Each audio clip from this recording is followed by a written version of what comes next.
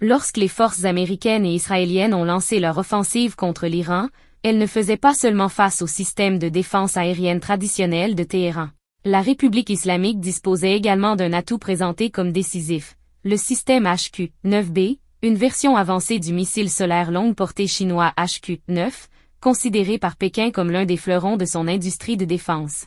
Pourtant, loin de confirmer les attentes, ce système n'a pas été à la hauteur des ambitions qui lui étaient attribuées. Confronté à l'intensité et à la sophistication des frappes américaines et israéliennes, il s'est révélé incapable d'offrir la protection escomptée, soulevant de sérieuses interrogations quant à son efficacité réelle en conditions de combat. Le programme HQ-9 trouve ses origines dans les années 1970, avec un développement intensifié à partir de la fin des années 1980. Depuis lors, plusieurs variantes ont vu le jour, notamment le HQ-9 initial, la version navale HQ-9.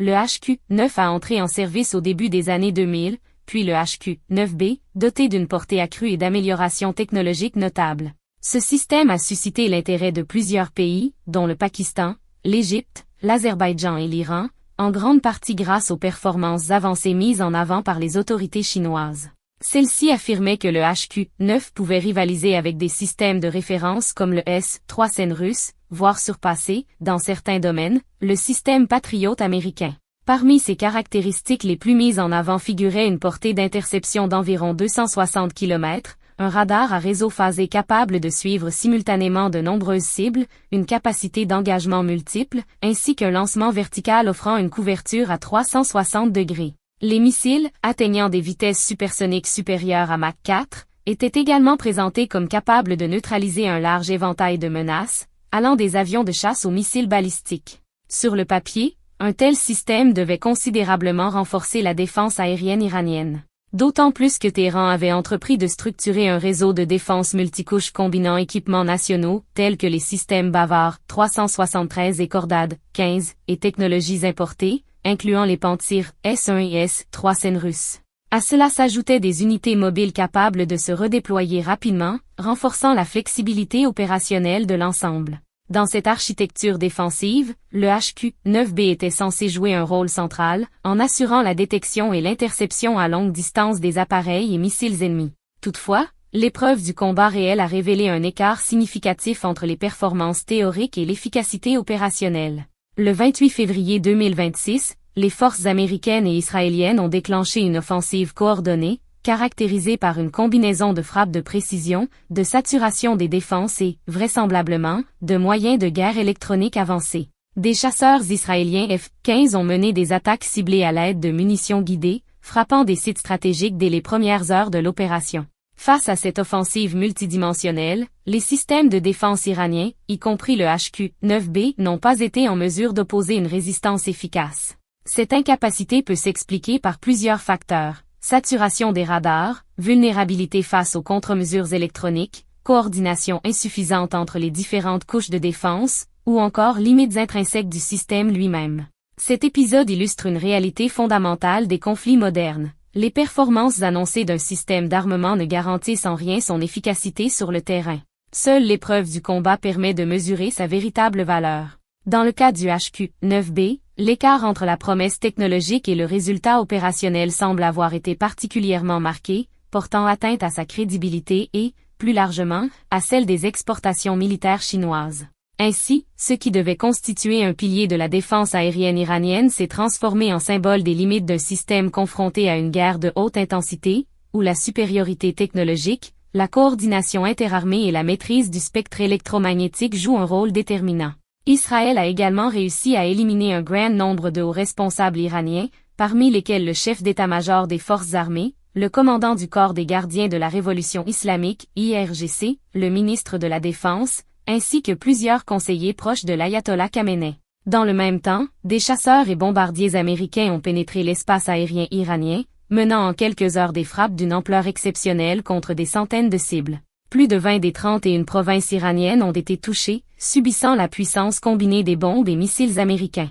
Bases militaires, complexes stratégiques, infrastructures critiques, radars et systèmes de défense aérienne ont été anéantis ou réduits à l'état de débris fumants. À mesure que les minutes s'écoulaient, les rapports d'explosion et de destruction se multipliaient. Les capacités militaires iraniennes étaient méthodiquement démantelées, tandis que son réseau de défense aérienne, pourtant conçu pour faire face à ce type de menace, demeurait étrangement absent. Les commandants iraniens ne s'attendaient pas à une telle défaillance. S'ils anticipaient des pertes face à l'intensité des frappes américaines et israéliennes, ils comptaient néanmoins sur leur capacité de riposte. Leur confiance reposait en grande partie sur le système HQ-9, censé détecter des menaces aériennes à plus de 150 miles de distance. En théorie, il aurait dû identifier les avions israéliens et les missiles américains bien avant leur impact, déclencher des interceptions rapides et précises, et ainsi protéger les infrastructures stratégiques tout en sauvegardant des vies humaines. Son radar à réseau phasé devait lui permettre de suivre simultanément des dizaines de cibles, fournissant au centre de commandement des informations cruciales pour coordonner la défense et organiser des contre-mesures efficaces. Ces missiles, capables d'atteindre des vitesses supérieures à Mach 4 et dotés de systèmes avancés de guidage, auraient dû intercepter les menaces ennemies avec une grande efficacité, voire abattre des aéronefs adverses. Pourtant, dès les premières phases de l'engagement, le HQ-9 s'est révélé presque totalement inefficace. Cette défaillance s'explique en grande partie par une vulnérabilité critique, sa sensibilité à la guerre électronique. Selon plusieurs sources, les États-Unis ont déployé des avions de guerre électronique Boeing et A-18G groulés afin de brouiller les radars et les systèmes de défense iraniens. Cette action a permis de créer des corridors sécurisés, facilitant la pénétration des chasseurs et bombardiers sans risque d'interception. Bien que de nombreux systèmes modernes soient conçus pour résister à ce type d'interférence, le HQ-9 semble avoir été particulièrement mal préparé à une attaque électromagnétique d'une telle intensité. Sous l'effet de ces brouillages, les communications des systèmes se sont effondrées. Incapables de maintenir une liaison efficace avec leur centre de commandement, ils se sont retrouvés simultanément aveugles et muets. Leurs radars à réseau phasé, pourtant présentés comme capables de suivre jusqu'à une centaine de cibles, ont été submergés par des signaux parasites, affichant de fausses menaces tandis que les véritables, notamment des chasseurs furtifs F-35 et des missiles de croisière Tomahawk, passaient inaperçus. Privés de toute capacité d'identification fiable et incapables d'engager des cibles, les systèmes HQ-9 se sont transformés en équipements coûteux mais inopérants, devenant eux-mêmes des cibles faciles pour les forces adverses. Cette défaillance spectaculaire ne constitue d'ailleurs pas un cas isolé. En mai 2025, le Pakistan avait déjà déployé des systèmes HQ-9 pour protéger des sites stratégiques tels que Karachi et Lahore face aux frappes indiennes dans le cadre de l'Opération Sindor. Là encore, les attentes étaient élevées. Pourtant, malgré une défense aérienne en couche, l'armée indienne est parvenue à frapper de nombreuses cibles en territoire pakistanais.